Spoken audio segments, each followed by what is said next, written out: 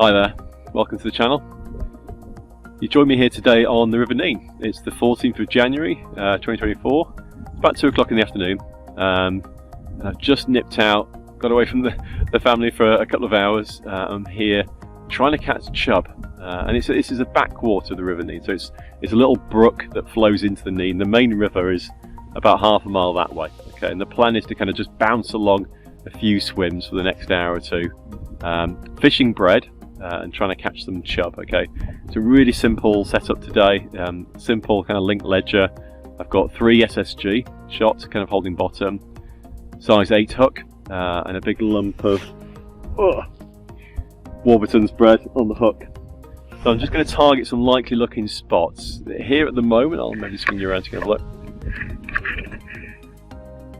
There you go. I'm just fishing in a bit of an eddy, and there's kind of an overhanging tree that's going to fall in a cracked willow, and I've ledgered underneath it. So I'm going to give it a go there. I've already been in a few minutes, no taps yet.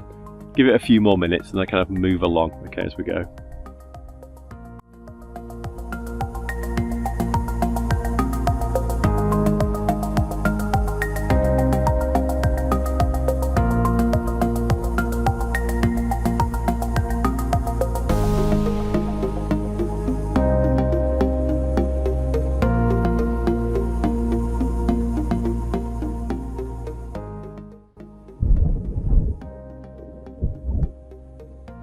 Trying to sort of stay well back from the swim really. I could be sat down there a lot closer, a lot more comfortable, but I'm being as quiet as I can, hanging back. Chub are really elusive, they're really sort of sensitive to noise apparently, so just trying to kind of keep things down, not kind of stand on any twigs, anything like that. And yeah, just give it a go. What we often find with chub, like, is if the fish are there and they're in the mood to feed, is they will often bite quite quickly. So if you're in a swim and there's a chub there, you know, usually within sort of 5-10 or so minutes you'll know about it. If you've not seen any indications, if you've not had a fish, had a good bite, I would just keep going. You know, just move on and search them out.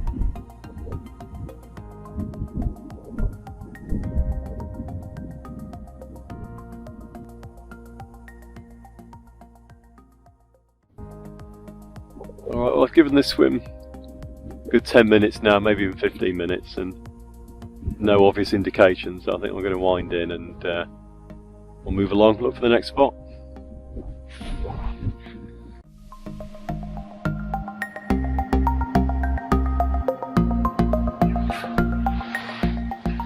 Right, we're in the second swim. This, I don't know if you can see really clearly, but there is a down here. There's a really big tree that's come down, almost crossing to the side, and it looks really chubby. So I'm going to cast just out in front of the end of the just off the main flow in the crease, and try and bring it in underneath that raft. If there's any chub, they'll be underneath the tree.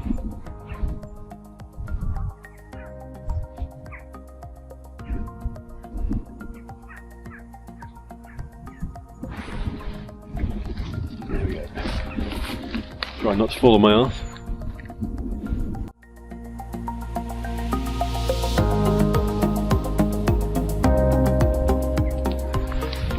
Flock of long-tailed tits just going through at the moment. You probably can't see them, you might be able to hear them. Lovely little group, they're like mini magpies.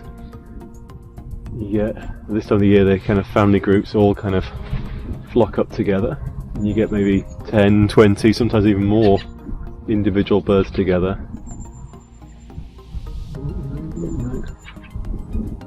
And it's always worth looking out when you have a tit flock go through like this, like the long-tailed tits. There'll be often other birds in with them, so you might get the odd little tree creeper. Sometimes you'll get maybe even like a winter warbler hanging out with them as well, worth keeping your eye open for. Another winter bird just calling out, you can hear that, is Fieldfares. They breed out in Scandinavia and come here this time of year. This is going to warm to them, and then once things warm up in the spring they go back. Okay, with the sort of bedfellows, the redwings as well.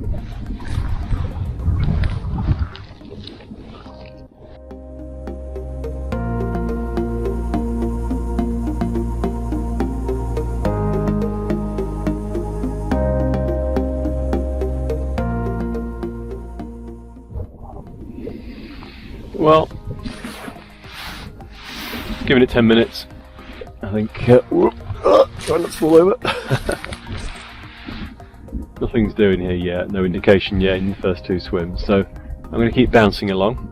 The next swim that I can see from here actually is it's in a big wide bend. Okay, so we're on the outside of the bend, which hopefully should mean a bit deeper water. So it might be undercut the bank down there, so we might have to sort of creep up to the edge and kind of cast into the edge. But from here I quite like the look of it, so ever optimistic, we'll keep going. But I'll wind this one in.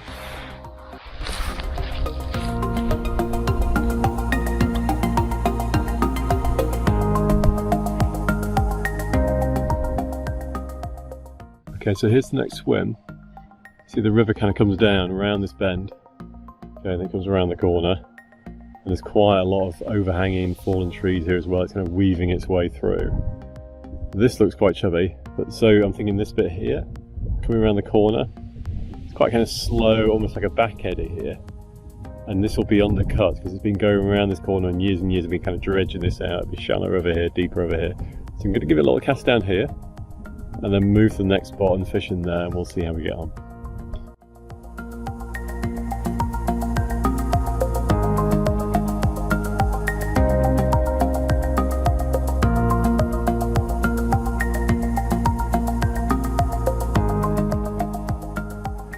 Guess if I did come back and did some trotting. Oh, there's a flock of lapwing over there, 20-30 lapwing. You get a lot of them in the winter again, up and down river valleys like the Nene, hanging out, and then before they go back to their breeding quarters in the summer. They flock up this time of year. But I was saying, if I was going to do a bit of trotting in the winter time, I'll come back with trotting, in a couple of days' time on Tuesday as planned. I think kind of dropping the bread in, feeding them up, kind of might just trigger a bit of a feeding response to kind of sort of fairly dormant fish. So I kind of do like that idea actually, having spent an hour or so now without a bite. Maybe, I'm sure the fish are there and I'm sure I could tempt some to feed. And nothing's happened yet. But I think trotting bread and trotting and feeding mash might just kind of switch them on.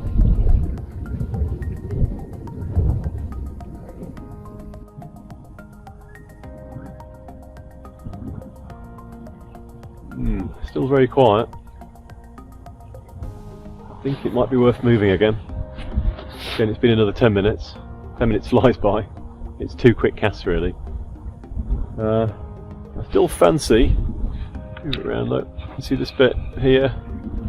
Some real kind of overhanging trees falling in there. And it's like a chicane really, like 3 trees that the river kind of flows through.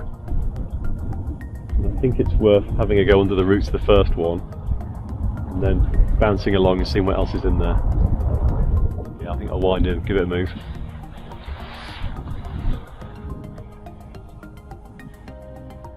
On the bottom again.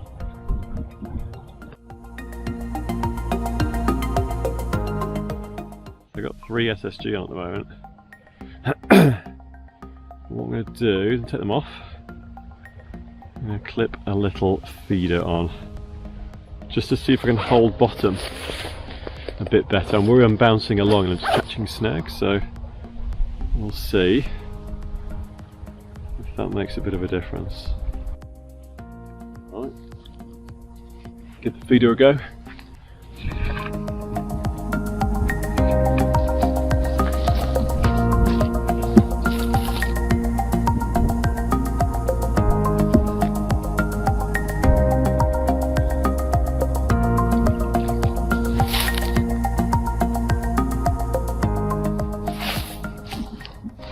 Quite nice. It's much more positive when it hit the bottom. I know it's in place. Makes a bit more of a splash, but I think it's okay.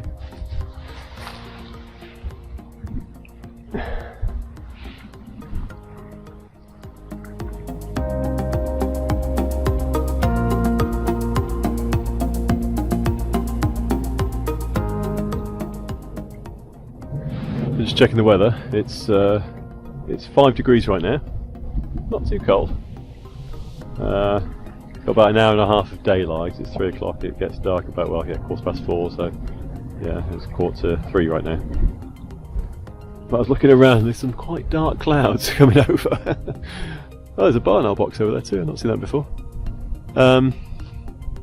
Yeah, and he reckons it might rain around kind of, well, in about an hour's time, 25% chance of rain. Looking at it, I wouldn't be surprised actually, so fingers crossed. I'm not going to set for rainy weather, but we'll see.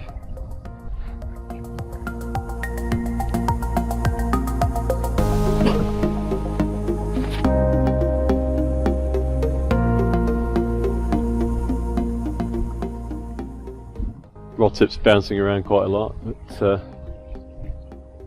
I'm sure it's just bits being washed down in the flow, a bit of debris gathering on the line, and the more it gathers, the more the flow kind of impacts it and the more it bounces. If it was a bite, it usually is quite, you know, positive, distinct, like a rattle, a shake, you know, really kind of more violent. It's just kind of banging gently and slowly, it's going to be something on the line. I'll have a look anyway.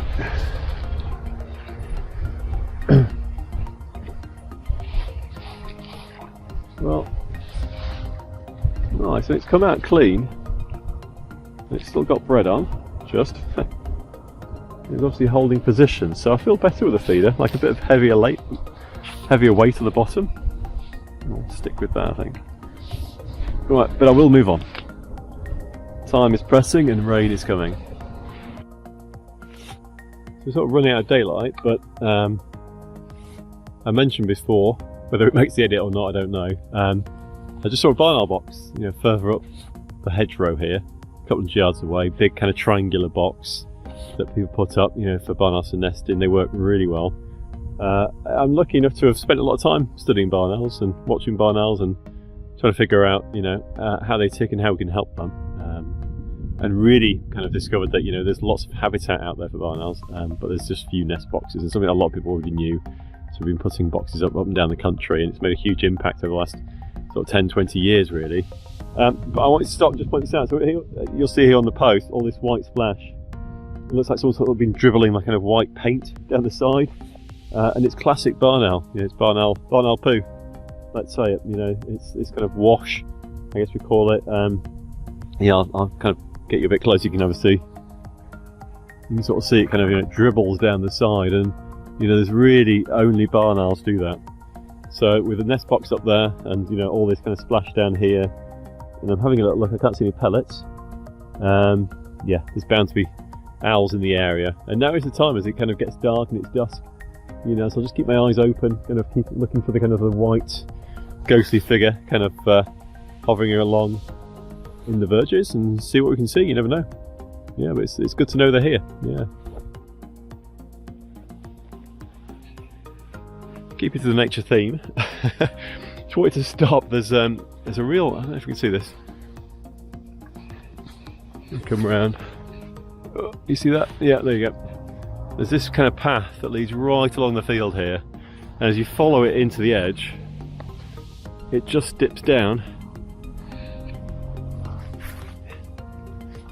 right into the river. So there's an animal regularly coming in and out of the river here, and bearing in mind it's been in flood a lot recently, and then walking across this field to there. I mean, my bet would be otter, which are kind of thriving, you know, doing well in our rivers. I know lots of fishermen don't like them. They do eat lots of fish, undeniably. My view is they should be here. You know, otters are a native species. If they're eating fish, it shows there's fish there, and of course they damage fisheries, I know. But you know, everything should be in a balance, and we should have these top predators and just being part of the ecosystem that they deserve to be in. So it's nice to see these signs. You know, we did see an otter recently, actually about a week or so ago, in Andal where I live, and to me they're a welcome sight, but not everyone's cup of tea. You know, I get that.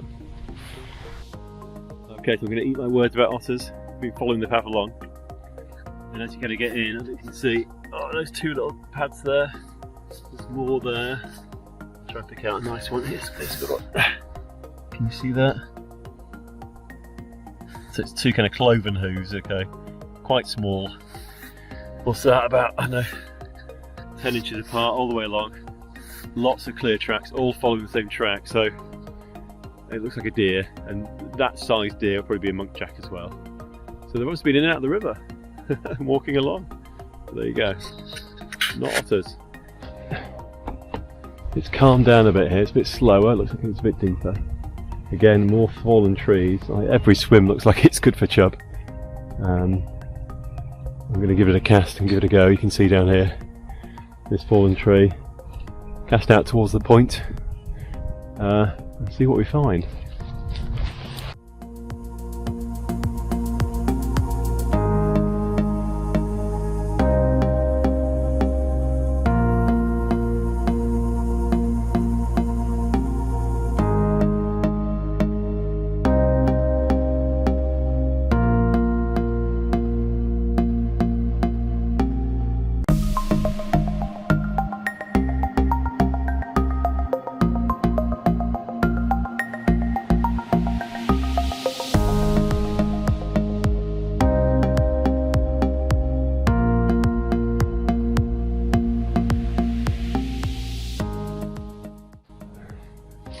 Fingers crossed. Whilst we're waiting for a bite, on the far side, you probably can't see, over in all this, there's a lot of kind of standing water over there from all the flooding. It's sort of left almost like lakes, pools, ponds. And there are stacks of waterfowl out there. So you can't hear it, but I can. But I think there's lots and lots of teal, small kind of waterfowl ducks that come here in the wintertime. Flock up. You can get, you know, thousands, tens of thousands even in some places of teal, and they're a beautiful little bird. As the name suggests, and where the colour comes from, you know, teal colour. The males have a lovely kind of green teal eye stripe on their sides. Quite subtle. You need kind of a good binoculars or a good telescope to see them. To get a good view and appreciate them. But I can just hear them. Lots out there. I saw some flying around too before, kind of confirmed it for me, but yeah, wonderful. Lovely to see that it's a real kind of wildlife adventure today. We're not getting any chub. But we've seen signs of otters, long-tailed tits. We've seen, obviously, got teal out here too, and barn owls too, and well, yeah, they weren't otters, were they? They were Muntjac Deer. But lots going on.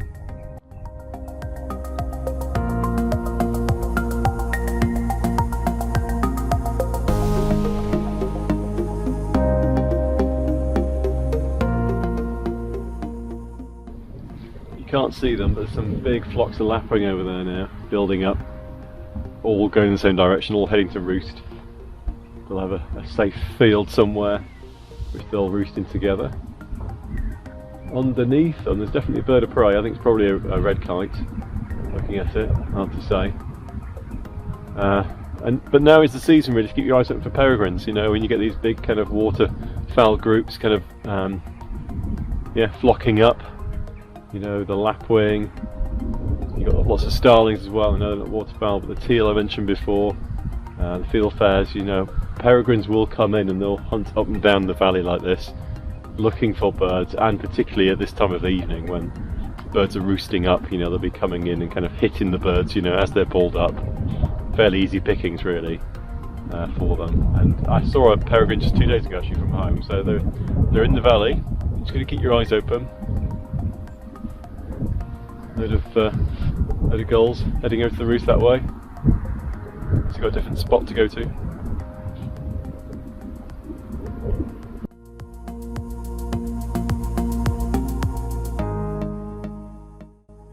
Ooh, there's a load of widgeon flying over there as well, I can hear. A big flock of widgeon, tanking it that way, quite high, very fast. Widgeon being a duck, and the call of the widgeon is quite distinctive, which is why I knew it was widgeon. They go whew, whew, whew. Yeah, another, just like the teal, you'll get teal and widgeon together at this time of the year, flocking on. There'll probably be a few teal in with them. So yeah, it's lovely to hear. Lovely to hear.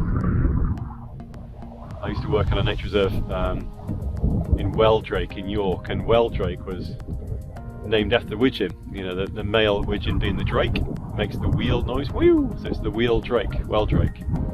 You get lots of widgeon down around that area of the valley as well.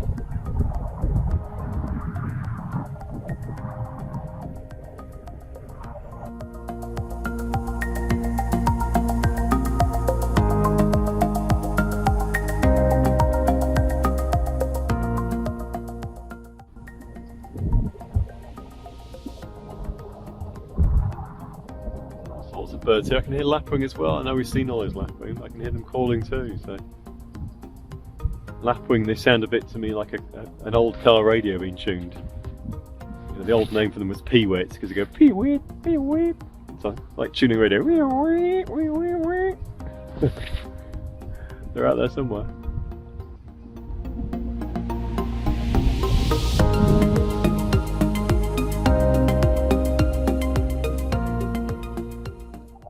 Okay, I think on that we'll call it a day.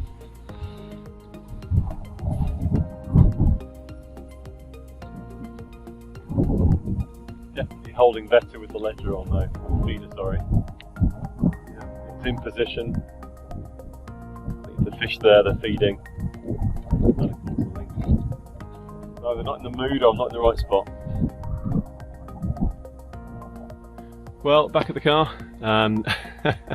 Not a sausage in the end. We gave it a go, a couple of hours, started at what, just before, well, it was about 2 o'clock, it's 4 o'clock now, so yeah, 2 hours almost on the nose. Fished 5-6 swims, a couple of them twice. Yeah, and it's been a good session in terms of, like, I've enjoyed being out, seen and heard some great wildlife, but not a bite. So what would I do differently next time? Well, I think I would definitely use a heavier weight. 3 SSG, you know, 4, 5, 6 probably just wasn't going to be enough to hold bottom, and I was moving along and I was kind of bouncing into snags. Once I put a heavier feeder on, which is all I had in my bag, it definitely held bottom better, more positive, and I knew I was in the right spot and I wasn't getting snagged up, so I was fishing with more confidence, which was good. I might bring some different baits next time, maybe some luncheon meat, some worms, maybe some mashed up bread or blitz bread, and put it in the feeder to feed. But as I said during the session, I think I'd be quite up for using a float next time as well, and sort of mashed bread float, and just trotting it through some of those swims. They look really nice for trotting, nice gentle glides. So I'm back here in 2 days' time, so I think I might do that. I'll bring the float and see if we can kind of change our fortunes.